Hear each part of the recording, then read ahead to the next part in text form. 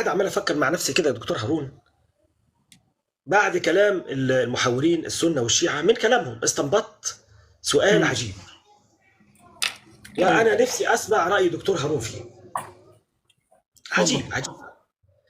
هنا الرسول صلى الله عليه واله وسلم كان بيمر على سميه وهي بتتعذب ويقول اصبروا آل ياسر فإن موعدكم الجنة.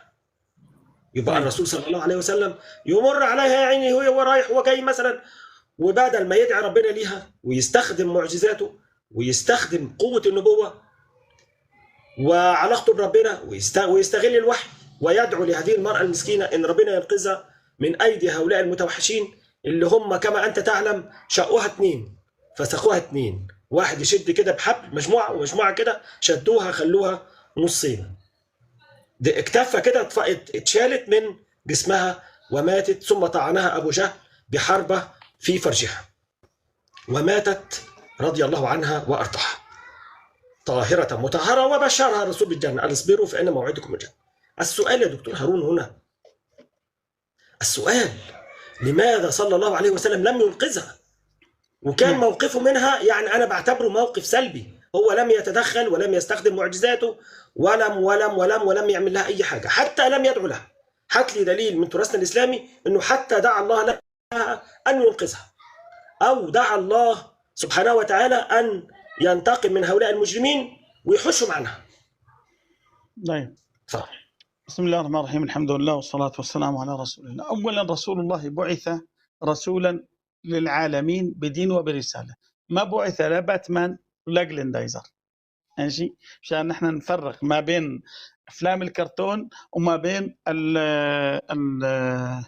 السنن الكونية. ماشي، النبي بعث من أجل رسالة، إنما أنت منذر، والله عز وجل قال وما عليك إلا البلاغ. ماشي، هذه النقطة الأولى. النقطة الثانية أنه من استجاب لهذا هو مستعد نفسيا. ثم أنه حديث عن النبي صلى الله عليه وسلم إن الله يجعل المعونة على قدر المؤونة، يعني كل إنسان يتعرض لابتلاء له مدد إلهي يجعل الكفة متوازنة. ماشي، لذلك الإنسان بيمر بحالات صعبة جدا في حياته، بس يتجاوزها بيقول أنا شلون كنت صابر، أنا في إشي كان خارجي هو الذي مدني بمدد الصبر والطاقة، وهذا مدد إلهي. النبي كان يأتي يرفع الحالة المعنوية عندهم في الصبر. صبرا آل ياسر فإن موعدكم الجنة. لما تقول الجنة يعني أنا إذا بروح فرم على الماكينة الناعمة بنفرس تحت جنازير الدبابة، المهم تكون نهاية الجنة أنا راضي، مش راح يكون. لذلك قالت مرة، قال عمر بن الخطاب لزوجة أبي عبيدة بن الجراح، قال لها قال فلانة، قالت نعم، قال والله لا أسوءنك، قالت والله لا تستطيع، وهو خليفة. أبو عبيدة قال جيوش، قال والله أستطيع، والله لا أسوءنك.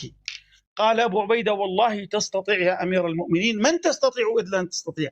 فقالت له أتستطيع أن تسلب الإيمان من قلبي؟ قال لا. قالت والله ما أبالي بالدنيا بعد ذلك. هؤلاء قوم تركيبة خاصة. هذه المسألة الثالثة. المسألة الرابعة أنه لو أن النبي صلى الله عليه وسلم تدخل في كل مسألة تدخل إلهي لم يصلح أن يكون قدوة، ولم يصلح أن يكون مصلحا. لذلك هناك قوانين الله عز وجل أرسله إليها، ثم يمده الله عز وجل ببعض المعجزات ليطمئن الذين آمنوا وليطمئن النبي صلى الله عليه وسلم وليثبت الذين آمنوا. هي 4 ردود إن شاء الله تكون وصلت الفكرة. طيب، هل كان رسول الله صلى الله عليه وسلم قادر على أن ينقذها ولكنه بخل عليها؟ مو هون القضية. النبي صلى الله عليه وسلم قادر، مش قادر بذات النبي، لا، إلا أن يأتي وحي، إلا أن يكون وحيا من الله عز وجل، إلا أن يكون وحيا من الله عز وجل. يعني غير قادر.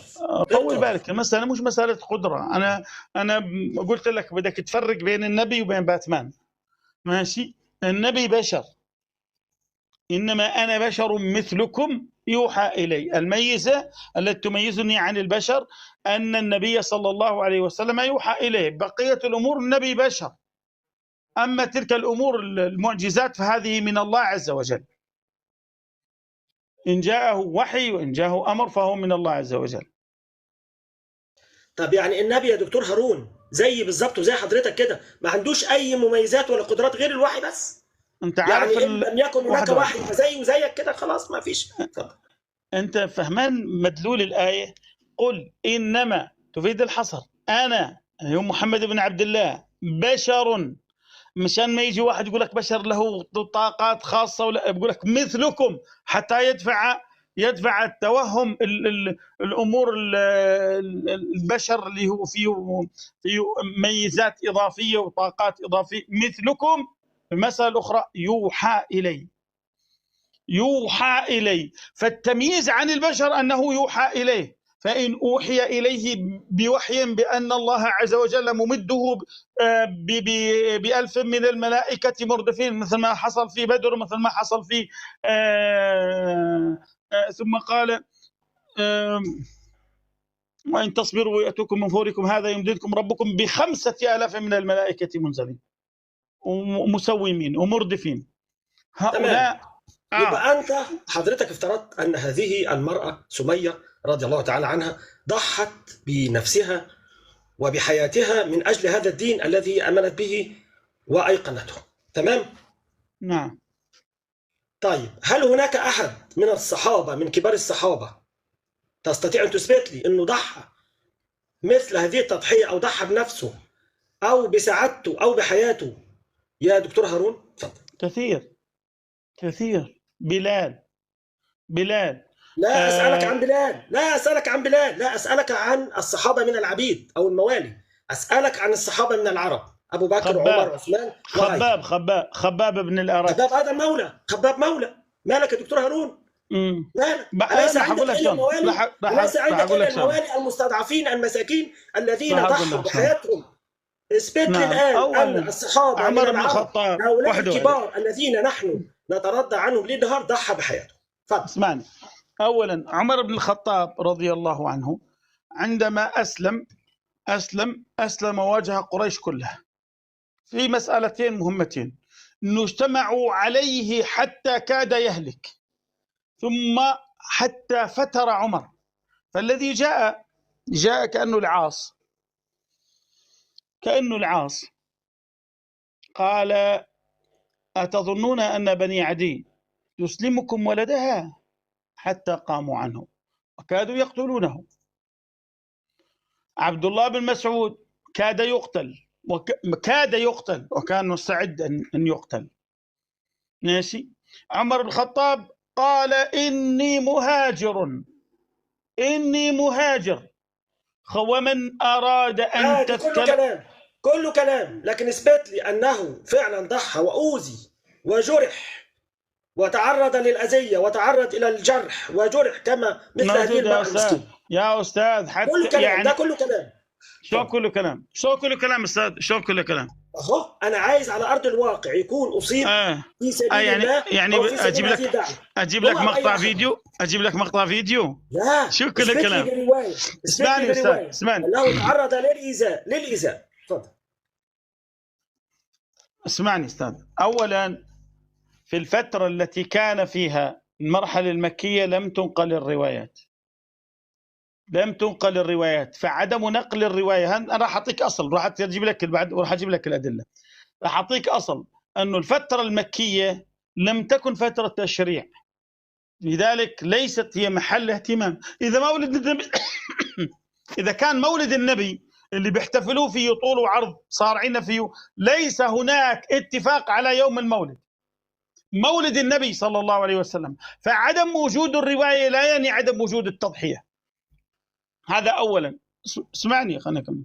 إذن ليست هناك أي رواية تؤكد أو تثبت أو تقول بأن واحدة يا أستاذ هدي شوي. إذا ما أنت شيعي شيعي. لا تقاطع. خليني أكمل لك الفكرة تأصيلا.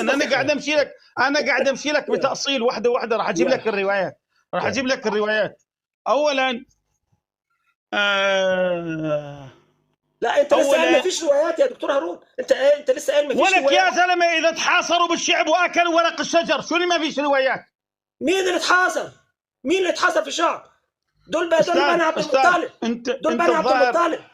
انت الظاهر كثير ماثرين عليك شو اسمه، كثير والله ماثرين انت عايز عليك كثير ماثرين والله. عليك الشيعة، طب يعني صاير اتفضل. تستوعب على جانب واحد، صاير تستوعب على جانب واحد. وبعدين مقاييس نصرة الإسلام أستاذ، مجرد ما الإنسان دخل في الإسلام لا فهو اسمعني يا أستاذ، اسمعني يا أستاذ، اسمعني عمر بن يا الخطاب وابو أستاذ. بكر اوذي في شعب ابو طالب. أستاذ كنت لوش تقاطع؟ لوش تقاطع؟ ابو بكر وعمر حوصروا في شعب ابو طالب. ده كلام يا دكتور هارون. ابو بكر وعمر حوصروا في شعب ابو طالب. يعني انت مش شايف من الصحابه اللي اسلموا غير ابو بكر وعمر؟ لا رد على سؤالي، انت تقول اوذي في شعب ابو طالب. انا بقول لك انت قلت اعطيني واحد وين الصحابه، اعطيني واحد من الصحابه، يعني هذول اللي يحصروا مش صحابه؟ انت بتعرف شو تعريف الصحابي؟ واحده انت بتعرف شو تعريف الصحابي؟ انت بتعرف شو تعريف الصحابي؟ لا ما تعرفش يا استاذ انت بتعرف شو تعريف الصحابي؟ يا استاذ بس قول لي وقف. انت بتعرف شو تعريف الصحابي؟ انت يعني تسال السؤال بعدين تنسى شو سالت. انت قلت لي اعطيني رجل واحد، ما قلت لي ابو بكر وعمر، انت قلت لي اعطيني رجل واحد وزي مثل سميه. انت لازم تتكلم عن سيدنا عمر. ماشي تتكلم عن سيدنا عمر وقلت انه حوصر في شعب ابو طالب. لا، واما تسحب سيدنا عمر، قصه سيدنا، انت ما فيش عندك فصل. قصه سيدنا عمر انتهت بموضوع لما ضرب حتى فتره وكاد يهلك بينهم، ولما هاجر انتهت القضيه. سيدنا عمر الاسد ضرب حتى فتره. طبعا كل نهار مضروب لحتى جاء العاص وقال لهم نعم ضرب حتى كاد يهلك، كاد يهلك. ايوه اي هذا فصلت الموضوع وانتهت القضيه. انت قاعد تقول اعطيني واحد من الصحابه اوذي مثل ما اوذيت سميه. كل الصحابه اوذوا، وكل الصحابه هجروا من بيوتهم الذين هاجروا. الله عز وجل جعل الخروج من الديار عديل القتل، وانا الذي هجر من بيتي اعلم معنى التهجير من الديار. الله عز وجل قال ولو أنا كتبنا عليهم أن اقتلوا أنفسكم أو اخرجوا من دياركم ما فعله إلا قليل منهم. الله عز وجل جعل في الكتاب الخروج من الديار عديل القتل. والنبي صلى الله عليه وسلم لما نظر إلى مكة قال والله إنك أحب البلاد إلي ولولا أن قومك أخرجوني منك ما خرجت. الخروج من الديار يشبه نزع الروح. ماشي، هذه واحدة. النقطة الثانية يا أستاذ، الصحابة افتقروا لسبيل هذا الدين حتى كادوا يموتوا. النقطة الثالثة، قاتلوا مع النبي صلى الله عليه وسلم فمنهم من قتل ومنهم من ينتظر وما بدلوا تبديلا. هذه المسألة الثانية. المسألة الثالثة يا أستاذ، حتى هوجموا في بيوت في المدينة، وكل ذلك هم معرضون لذلك وكانوا مستعدين. بس واحد من الصحابة يقول أشهد أن لا إله إلا الله وأشهد أن محمد رسول الله، من الممكن أن يتعرض مثل حط اسمه على البلاك ليست، ثم هو معرض لأن يموت في ذلك. لذلك لا تنتقص أحدا من الصحابة. هؤلاء نصروا دين الله ونصروا نبيه وآووا رسوله، ومن الذين آووا ونصروا والله عز وجل وصفهم قال أولئك هم الصادقون. وقال الله هذا عن المهاجرين، وقال عن المهاجرين أيضا أولئك هم المؤمنون حقا. وقال الله عز وجل عن الأنصار أولئك هم المفلحون. فلا تجيش أستاذ تنتقص وتيجي تعمل لي إنه سمية. أصلا سمية صحيح أنها تعذبت، لكن الفترة اللي تعذبت فيها فترة قليلة جدا ثم ماتت وانتقلت إلى ربها. مهما كان العذاب شديدا، لا أريد أن أنتقص، معاذ الله. هؤلاء أسياد، هؤلاء كلهم أسياد، معاذ الله. طبعا رضي الله تعالى عنهم جميعا. رضي الله تعالى. فسواء كان سمية، سواء كان عمار بن ياسر، سواء كان بلال، سواء كان ولا شيء طبيعي جدا بقوانين الطبيعة، من له أهل ينصرونه، مش مثل الذي ليس له ظهر وليس له أهل. هذه مسألة معتبرة، هذه المسألة معتبرة كانت عشائريا. لذلك يعني مش الإنسان لازم يروح حتى يثبت صدق إيمانه أنه يروح يعرض حاله للقتل. فإذا كان يستطيع أن يحمي نفسه حمى نفسه، وهذا من العقل أصلا. لكن مجرد ما الإنسان دخل في دين الله عز وجل فهذا معرض أن يموت، معرض أن يبذل. الله عز وجل حتى قال لهم كفوا أيديكم وأقيموا الصلاة. الدفعة الأولى التي آمنت أرادوا أن يدافعوا عن أنفسهم ويدافعوا عن هؤلاء، ويستوي عندهم إيذاء إخوانهم من إيذاء أنفسهم، يستوي عندهم. وكانوا يأتون إلى النبي صلى الله عليه وسلم ورسول الله يقول لهم كفوا أيديكم وأقيموا الصلاة، كفوا أيديكم وأقيموا الصلاة، كفوا أيديكم وأقيموا الصلاة. ونزل قول الله عز وجل ألم تر إلى الذين قيل لهم كفوا أيديكم وأقيموا الصلاة. الله عز وجل لم يأمرهم بل منعهم من الجهاد، أمرهم بعدم الجهاد وعدم الدفاع عن أنفسهم. لذلك أستاذ الموضوع يعني الموضوع جدا جدا جدا بده تفحص تاريخي أكثر من هيك لنقف على حقيقة التضحيات. وما تيجي يعني شوف لي مسألة مشهورة تعرض وبقية السيرة مخفية. لا، كثير من صحيح السيرة مخفي. والمرحلة المكية أكثر مرحلة لم تنقل تفاصيلها، إنما نقلت بشكل عام لأنه لم يتعلق بها أحكام، لم تكون موطن عناية المحدثين لأنه ليس متعلق بها أحكام. حتى قلت لك ميلاد النبي صلى الله عليه وسلم إلى الآن مش معروف بشكل دقيق. اللي معروف 12 ربيع الأول اللي الناس تحتفل فيه هو يوم موت النبي صلى الله عليه وسلم على اليقين والاتفاق بين كل أهل المسلمين وطائفهم وفرقهم. لذلك الموضوع بده أكثر من ذلك. شكرا جزيلا لك، وأنا لازم أروح أكمل أطروحتي. طبعا أنا بشكرك على الإطلالة الجميلة ديت، وأنا طبعا بس أنا بسخن الحوار معاك، وأنا فعلا نجحت إن أنا آخذ منك الحمد لله هذا الكلام الجميل. أنت طبعا أستاذ كبير يا دكتور هارون، وأنت قامة، وأنت عارف مكانتك عندي، يعني أنت عارف قدرك عندي ومكانتك. فشكرا لك يا حبيب قلبي على كل هذا الكلام الجميل. حياكم الله، اهلا ومرحبا بكم. بس تكررها مش تبقى مره وخلاص. ماشي شكرا جزيلا. حياك الله يا حبيبي. السلام يا اولاد، اقسم بالله انا مالي حل. انا ابداع.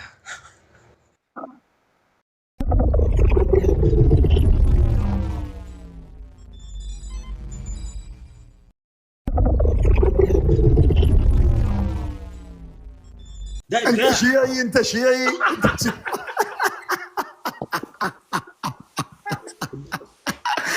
شيعي خربوا لك مخك الشيعة. انت شيعي السلام عليكم.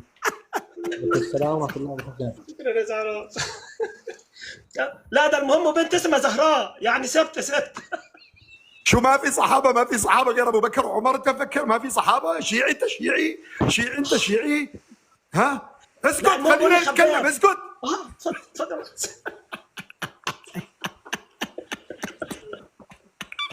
وصار يتعرق دكتور، صار يصب مي. هي جبينه مي على حاله يا رجل. صار حقيقية. اقسمت عليكم بالله اللي سجل بس يبعتوا لي يا اولاد، اللي سجلوا يبعتوا لي ضروري عشان احطه على اليوتيوب. اقسمت عليكم اقسم بالله دكتور، اقسم بالله لو اني منك والله العظيم انا صار لي ايام ما ضاحك. اقسم بالله دكتور لو اني منك اسكر البث حتى احفظ هذا البث وانشره والله العظيم.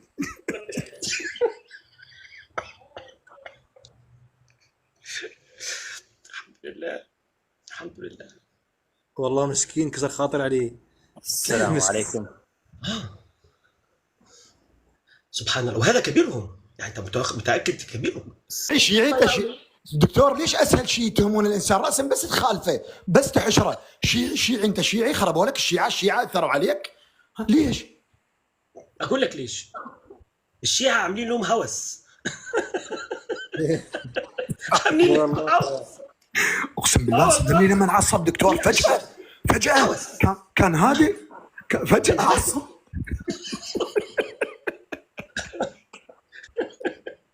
لا المهم هو ايه؟ ما يعرف المواد دكتور. انا ثبته الاول، ثبته. انت حرجته، كل ما يذكر لك واحد انت تقول له هذا موالي، هذول عبيد، هذول موالي. يذكر لي الصحابه الكبار.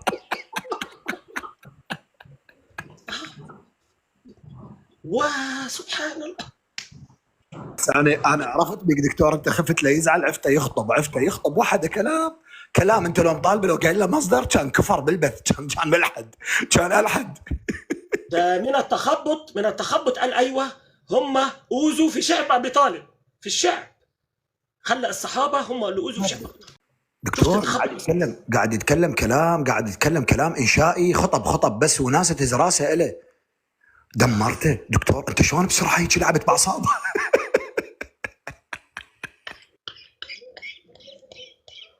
دكتور محمد انت متشيع وما تقول. يابا دكتور امانه بس سؤال، بالله عليك شلون قدرت بثانيتين تقلب راسه على عقب؟ من هدوء انقلب انسان اخر. دكتور لو ترجع تشوف الفيديو انت راح تنصدم من شكله. والله يا ابو حسن من الله، والله نور الزهراء، نور ستنا الزهراء اللي رأتني ونورت حياتي، ولا مصادر ولا بتاع، هو إلهامات من الله، نور من الله. دكتور احرجته انت يعني قلت له انت شيعي؟ خربوا لك الشيعه، خربوك الشيعه، اثروا عليك. شو شيعي انت؟ شيعي؟ خلينا اتكلم. طلع السكر عنده والله دكتور، والضغط وكل شيء. انا خفت يموت مني، سبته يتكلم، رحت حاط مايك وسبته يتكلم في الاخر لما خلص، وعمال اقول له ايوه خلاص مع بعض. يعني انا يعني ما عادش فيه امل، دمر. اقسم بالله دكتور لازم تنزرها وتكتب اسرع مناظره بالتاريخ. حاضر. الحمد لله، اللهم لك الحمد لك الشكر يا رب. سبحان الله. كبرته قلت له قامه، كبرته والله دكتور كنت اتخيلك راح تدير وجهك وتضحك تقعد والله العظيم. بس راح يفتح بث فيك ويقعد يقول هذا شيعي. وعلى فكره الان راح يعمل هيك هو، يعني مو راح يسكت ترى دكتور، ما راح يسكت. مش هيسكت، ولكن هو يخاف برضه حد يشوف المناظره، هو يخاف حد يشوف.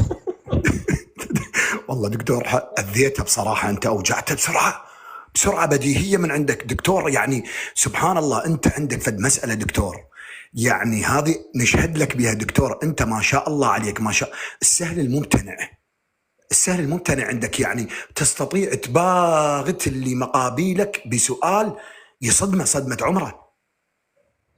دمرته. يعني هو هادئ كان ريلاكس وعامل هيك راسك. انت شيعي انت شيعي، اثروا عليك الشيعه، اسكت خليه يتكلم اسكت. يعني راسه تحول ولحيته احسها يعني هيك انتفشت وعرق صار يذب عرق. دكتور يتكلم انت شفته؟ قام اي كلام يقول، اي كلام، شعب ابي طالب، واي كلام قام يحط يمين على شمال، يعني ملوخيه على حمص بطحي، اي حاجه بس هو فلان انضرب، ده فلان انضرب وراح ينضرب. عمر انت انه لا تقول عمر اذي يعني وكذا وعمل عمر الاسد. قال لك نعم ماكو هيك كلام. انت لو قايل له مصدر كان الحد، هو خلط على فكره، هو خلط. ها اي خلط كبير. الدنيا بعضها خبط عمر افضل من النبي. بس ما عرف الدكتور شلون تماسكت نفسك، ما ضحكت انت من عصب. والله اقسم بالله يا ابو حسن ماسك نفسي بالعافيه، حتى علامات وشي كنت بحاول اخفي الضحكه منها عشان برضو يعني ايه ما تاثرش عليه برضو، لانه خلاص هو عايز يلاقي اي فرصه عشان يتجاوز وينزل. والله دكتور انت مقامك عالي وانت محترم، يعني انت حفظت مع وجهه، انت لو ضاحك كان صار مسخره، بس انت والله حفظت مع وجهه لانه انت خلوق، ولانه انت رجل كبير وخبرتك بالحياه، شفت ملامحه وعرفت انه ممكن يصدر من عنده بحقك كلام انت ما تستحقه، فانت يعني حفاظا على احترامك وشخصك وحفاظا لما وجهه والله العظيم دكتور، والا لا يعني القاضي اقسم بالله يعني تخيلت محمد علي كلاي هيك القاضيه هيك دكتور دمرته، عصب فاجأني دكتور، فجأة عصب فجأة، سبحان الله عجيب. حبيبي يا خالد ابو نايف، كيفك يا خالد ابو نايف؟ يا خالد مش كنت تحضر المناظره يا خالد؟ يا خالد فاتك نص عمرك يا خالد. عشان تعرف عمك محمد ده حديد. الحمد لله. السلام عليكم ورحمة الله وبركاته. السلام ورحمة الله وبركاته. ازيك دكتور محمد؟ ازيك يا خالد؟ فينك يا خالد؟ بقى 4 ايام مش شفتك. والله أنا بمر عليك كذا شوية وبكبس عليك وبدي يعني بغذف القذايف وبطلع على طول. حبيبي يا خالد، شكرا على دعمك المره اللي فاتت يا حبيبي. ولا يهمك يا دكتور، حاضرين الله يطول ربنا بالك. يوسع عليك يا خالد. حسن ربنا يوسع عليك يا حبيبي. الله السلام يخليك يا عليكم دكتور. ورحمة الله وبركاته. عليكم السلام عليكم ورحمة الله وبركاته. اهلا العندليب. تفضل يا دكتور، خلنا نقول على شغلة. أقسم بالله العظيم ثم أقسم بالله العظيم، عجزوا بعض، أنا أقول بعض كبار الشيعة دخولك في النبي وتربط النبي أفضل الصلاة والسلام عليه على رواية أمير المؤمنين عليه السلام في دخول دار الزهراء. فأنت كان موضوعك جميل قوي. بعض إخواننا الشيعة ما قدروا، بعض أنا أقول عشان لا أحد يقول منه، وكبار من الشيعة ما عرف شلون يدخل في عقول هذول الناس. مثال، أنت ذكرت النبي وقدرات النبي. لماذا النبي إذا كانت مشكلة مع أي أحد من الصحابة ما رفع ايده أو دافع عن هذا الشخص؟ فهو رد، هارون رد، قال لك اختبار من الله سبحانه وتعالى أن رسول الله ما يقدر يسوي شيء إلا يأتيه من الله عز وجل. زين، أنت عندك أمير المؤمنين عليه السلام من دخلوا في داره، اختبارا من الله أنه يسكت، وصبر وصية رسول الله لأمير المؤمنين عليه السلام، فما قدر يتحرك لأنه هو وصي من الله سبحانه وتعالى ومن رسول الله صلى الله عليه وسلم. فأشكرك وأحييك قسما بالله العظيم، قسما بالله العظيم، لو واحد من ربعنا الشيعة والسنة وفاهمين شلون يتعاملون مع هذول العقول فنجحنا من زمان. ما فتحنا حوارات أبدا، ولا تنعاد الحوارات أصلا أبدا، حتى قضية الزهراء صلوات الله عليها.